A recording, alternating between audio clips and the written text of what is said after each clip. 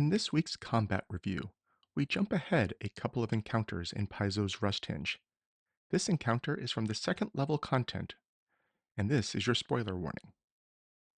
Our party of a freehand fighter, flurry ranger, war priest cleric, and inscribed witch are now second level with a few more tricks up their sleeves. The party has been exploring an ancient Thessalonian complex. They have found potential allies and had to retreat and regroup after some difficult encounters. In today's encounter, they interrupt some cultists involved in a ritual who attempt to flee, leading to a chained encounter. Combat starts with the party's fighter busting into the room, seeing the cultist, and crying out a challenge as we roll initiative into a severe encounter, albeit with some mitigating factors. Dagon the fighter wins the initiative and strides up next to one of the cultists, swinging at him with his orc neck splitter and getting a one-hit kill. He then turns and demoralizes the other weaker cultist, getting a critical success for a frightened 2. Definitely a way to control the tempo in the room. The cultist, panicking, pushes the lid off the well and flees from the combat. Dagon can see a horrible, multicolored ooze rising out of the well. Vanarel, our ranger, strides into the room. We briefly discuss the actions needed to reseal the well.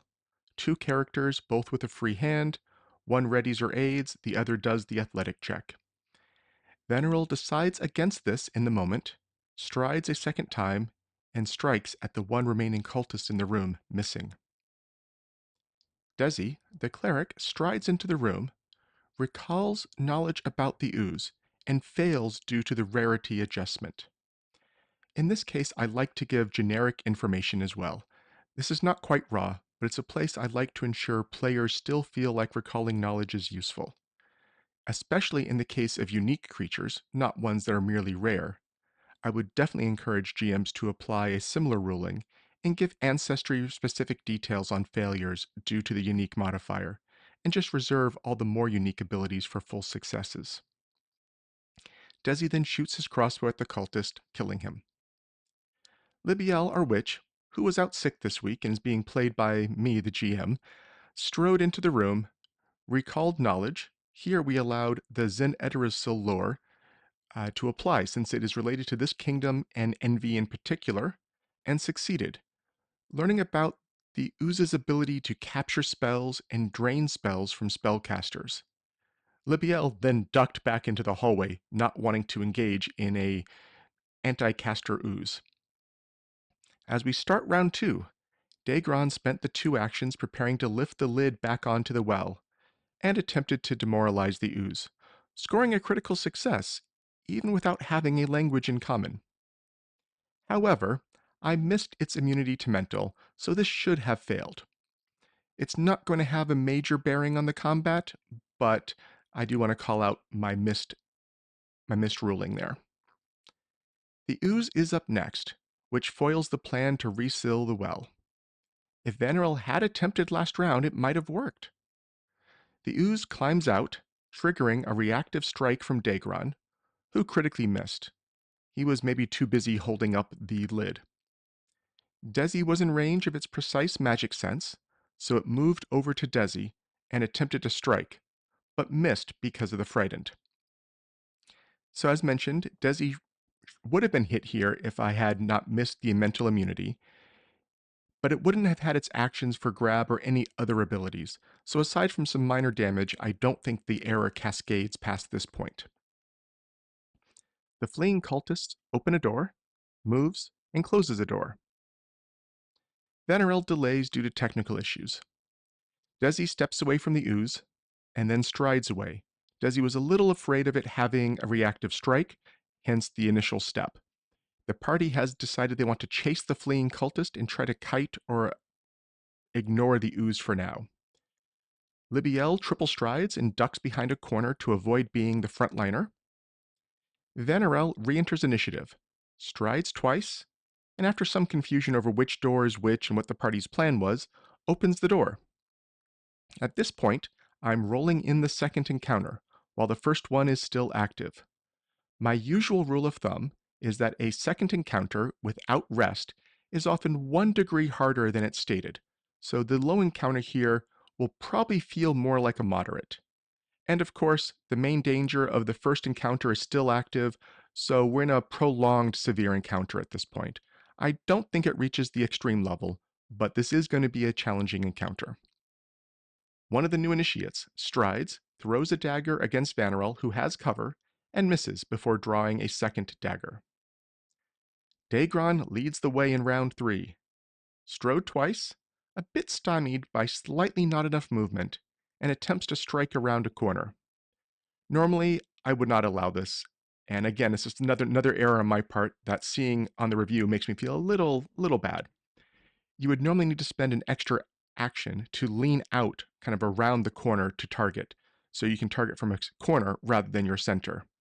And a door isn't the full 5 feet wide, so there's still some wall protruding into that square, so it's not just a borderline case of the line passing directly through the corner of an obstacle. However, all I can say is I liked the way the combat was flowing, and I didn't want to actually here. I applied greater cover, however, and that's what reduced what would have been a crit to a hit. A demonic larva then slithered into view, but all of its actions were needed repositioning, leaving the magic circle it had been contained in. The ooze triple moved, slowly making its way after the party. Another initiate threw a dagger, and because of the ally in the way, we also had lesser cover in play here, and then moved and drew another dagger. The cultist closed the door and moved. Desi and Libiel both delayed. They needed the door open to get away from the encroaching ooze. Vanarel reopened the door, strode into the room, and saw that he was roughly surrounded, struck at one of the initiates, scoring a crit, killing that initiate. Libiel re-entered initiative, striding twice to the far side of the room, avoiding the magical circle on the ground, and casted shield. Desi strode into the doorway and readied an action to close the door. The final initiate strode up to Vanarel, but missed on both attack attempts. As we begin round 4, Daegron strides into the room, triggering Desi's readied action, and the door is now closed. Daegron then attempts a snagging strike, which hits, followed by a regular strike which misses against the leader cultist. He spends a hero point to reroll and gets a natural 1. It makes no difference in this instance, but my house rule is that a hero point can't make the degree of success worse. So the natural 1 does not turn that fail into a critical fail. Not that we had any differences for a fail versus critical fail in this case. The larva spends all 3 actions attempting to bite Daegron, only succeeding on the first with some minor damage. The ooze moves up next to the door and slams into it, trying to break it. Using the statistics for wood, a simple door, we know it has 20 HP, 5 hardness, and breaks at 10. I'm using the hardness applies to the combined damage, i.e. hardness is not equivalent to resist all. So 6 points get through on this first hit. The original fleeing cultist attempts to run, having not seen the reactive strike from Daegron and wanting to gather more help to throw at this party and stop them before they ransack the entire place. However, Daegron gets the crit and kills the cultist before anything else can happen. Vanarel strides up to one of the initiates, hunts prey, and uses twin takedown, killing the cultist with his first swing. Desi strides away from the door, recalls knowledge about the larva, and gets a lot of general information. Wants to know about weaknesses in particular, but there weren't any, and instead learns some less useful immunities, none of which they were going to be using. He then casts guidance on Daegron.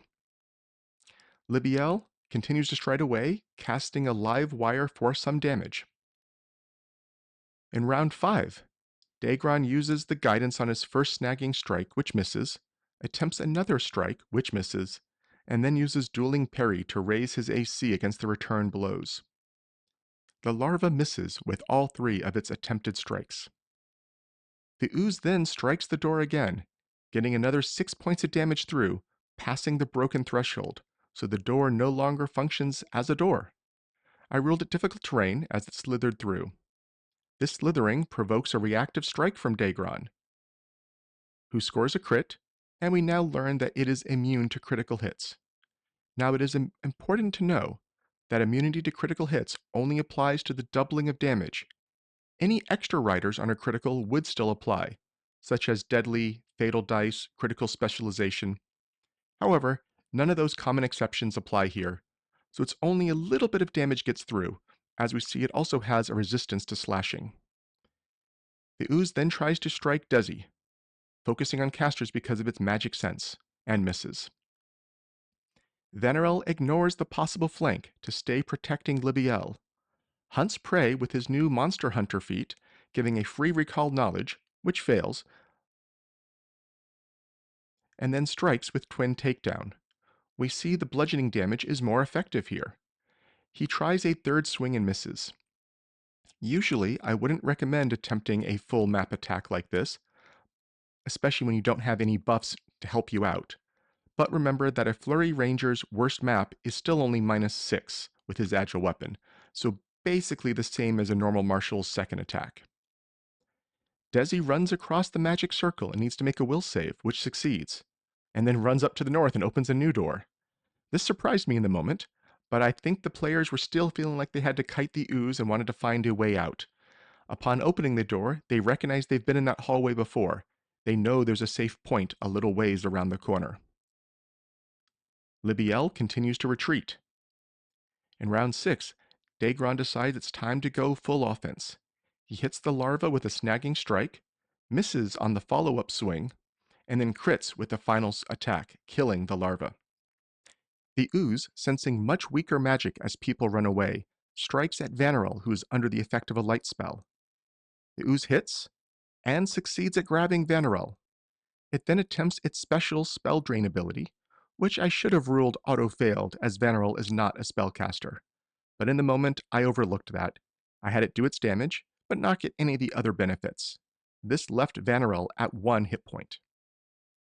Vanerel bravely decides to focus on killing this thing. 4 strikes, 2 from Twin Takedown, 3 minimum damage hits, and 1 low damage crit. Just continues to rack up damage on the ooze, but without killing it. Desi reloads, shoots the ooze, hits, but due to its piercing resistance, gets very little damage through and reloads again.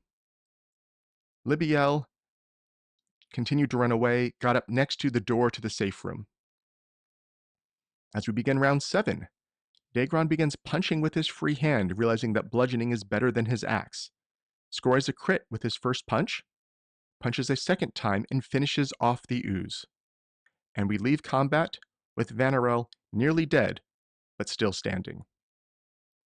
As we've seen as we've run through this recap, there's definitely places where I and the players missed things.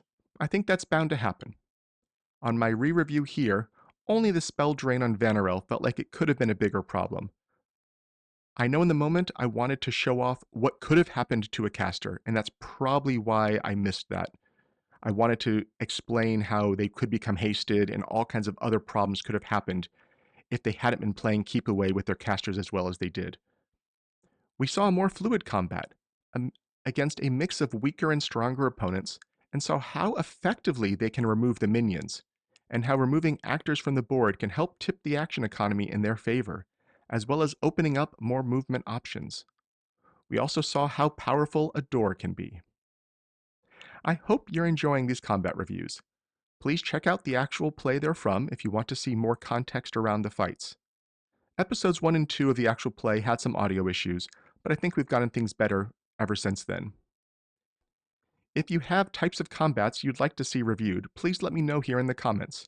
In addition to Rusthenge and some PFS scenarios, I'm capturing encounters from Kingmaker and Seasons of Ghost at this point as well.